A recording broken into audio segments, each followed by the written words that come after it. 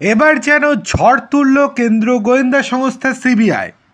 অভিষেক বন্দ্যোপাধ্যায় অনেক মন্তব্য করেছিলেন মঞ্চ থেকে, এবার যেন তারই পাল্টা দিল সিবিআই। 100 কোটি টাকা তুলে তা কাদের মধ্যে কিভাবে ভাগ করে দেয়া হবে? বেহালার বাড়িতে বসে হুগলির তৃণমূল নেতা অধুনা বহিষ্কৃত শান্তনু বন্দ্যোপাধ্যায় এবং কুন্তল ঘোষকে সেই অঙ্ক বুঝিয়েছিলেন কালীঘাটের কাকু ওরফে সুজয় কৃষ্ণ ভদ্র। 2017 সালে কুন্তল শান্তনুদের সঙ্গে সুজয় কৃষ্ণের 72.59 মিনিটের কথোপকথনের সিবিআইকৃত প্রতিলিপি হাতে পেয়েছে আনন্দবাজার.com। সেখানে দেখা যাচ্ছে কিভাবে 100 কোটি টাকা তোলা যায়, তারপরে কিভাবে সেই টাকা কাদের মধ্যে ভাগ করে দেয়া হবে তা নিয়ে বিশদে আলোচনা হয়েছিল।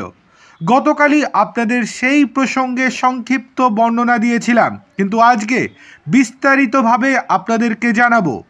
কথোপকথনে ওই টাকা ভাগাভাগির প্রসঙ্গ এসেছে মানিক ভট্টাচার্য, পার্থ চট্টোপাধ্যায় এবং অভিষেক বন্দ্যোপাধ্যায়ের নামও। কথোপকথন অনুযায়ী 7 থেকে 8 হাজার শূন্য পদের খোঁজ সুজয় কৃষ্ণকে দিয়েছিলেন কুন্তল। ওই শূন্য পদগুলিকে নিয়োগের মাধ্যমে পার্থ 200 কোটি টাকা কামাতে পারেন বলে দাবি করেন সুজয় কৃষ্ণ। তবে পার্থর হাত থেকে ওই কাজের দায়িত্ব মানিকের হাতে দিয়ে দিলে তা আরও নির্বিঘ্নে এগোবে বলে জানান কুন্তল। পার্থকে চুপ করিয়ে রাখার পরামর্শও দিয়েছিলেন তিনি। কিভাবে টাকা তোলা হবে সেই পরিকল্পনা করতে গিয়ে সুজয় কৃষ্ণ জানান, তিনি অনায়াসে এমন চাকরি প্রার্থীদের জোগাড় করতে পারবেন যারা চাকরির জন্য কেউ 10 লাখ, কেউ 8 লাখ বা কেউ 5 লাখ টাকা দিতে প্রস্তুত। কথাবার্তার প্রতিলিপি বলছে 10 লাখ টাকা দেবে এমন 10টা কেস এখনই এনে দেব।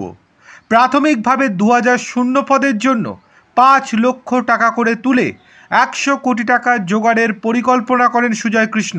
জানান সেই টাকা থেকে অভিষেক এবং মানিককে 20 কোটি টাকা করে দেয়া হবে এবং পার্থকে 20 থেকে 25 কোটি টাকা দিয়ে দেওয়া হবে। যারা এই সংক্রান্ত কাজ করেছেন বাকি 40 কোটি টাকা তাদের মধ্যে ভাগ করে দেয়া হবে।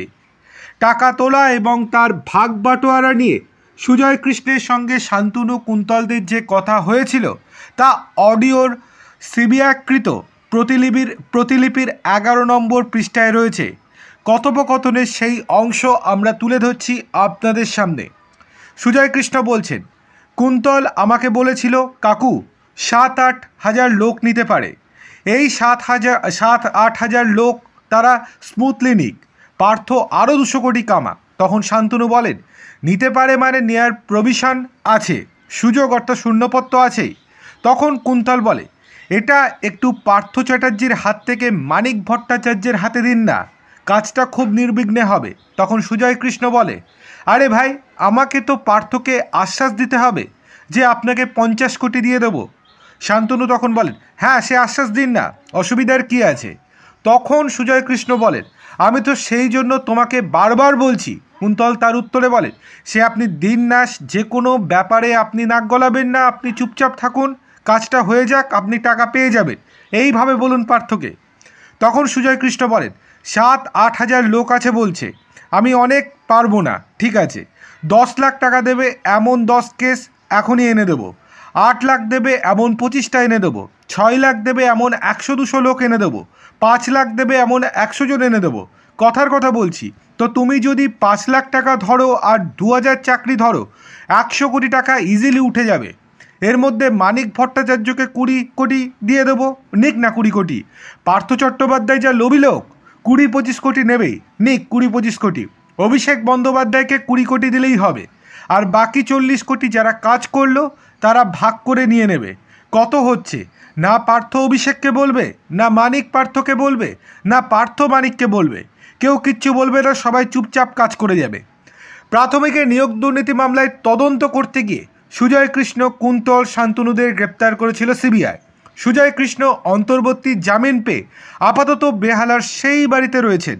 জামিন পেয়ে গিয়েছেন কুন্তলও। শান্তনু এখনও জেল হেফাজতেই রয়েছেন। 3 জনের কণ্ঠস্বরের নমুনা সংগ্রহ করেছে সিবিআই।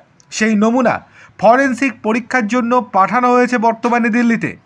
অডিওর সঙ্গে ওই কণ্ঠস্বরের নমুনা মিলিয়ে দেখবেন তদন্তকারীরা।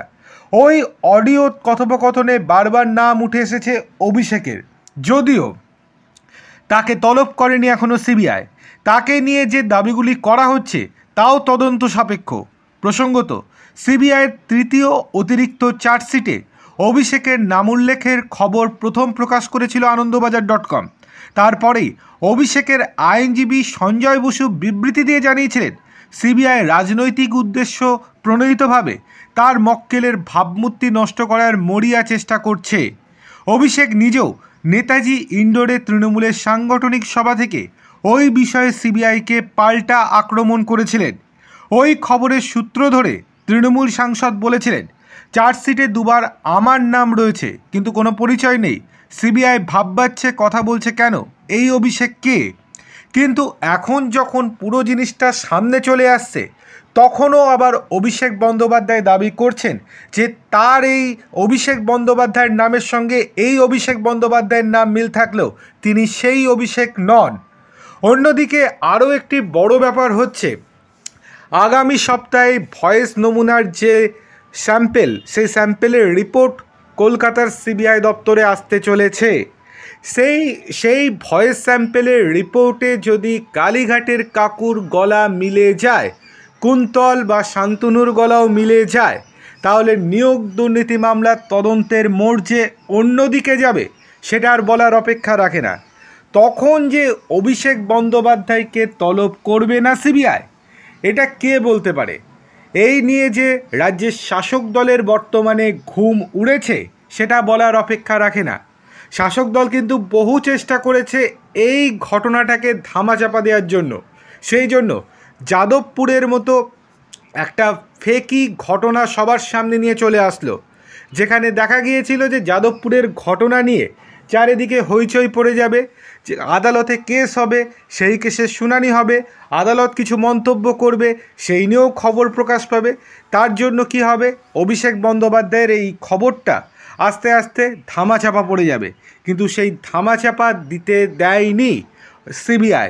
সেই জন্যই আনন্দবাজার.comকে এই পুরো অডিও ক্লিপটা দিয়েছে সিবিআই, এবং সেখানে কি উল্লেখ করা হয়েছে সেগুলো আপনাদেরকে আমরা তুলে ধরলাম। আশা করি আপনারা পুরোটাই বুঝতে পেরেছেন। এবার আপনারা মন্তব্য করে বলুন বা কমেন্ট করে বলুন যে এই অভিষেক বন্দ্যোপাধ্যায় কি এই তৃণমূলেরই অভিষেক বন্দ্যোপাধ্যায়, নাকি আরও কোনো অভিষেক বন্দ্যোপাধ্যায় আছে যিনি কিনা এখনও পর্দার আড়ালে আছে। অবশ্যই আপনারা কমেন্ট করে আমাদেরকে জানাবেন। আর ভিডিওটি ভালো লেগে থাকলে লাইক কমেন্ট শেয়ার করতে ভুলবেন না, সাবস্ক্রাইব অবশ্যই করবেন।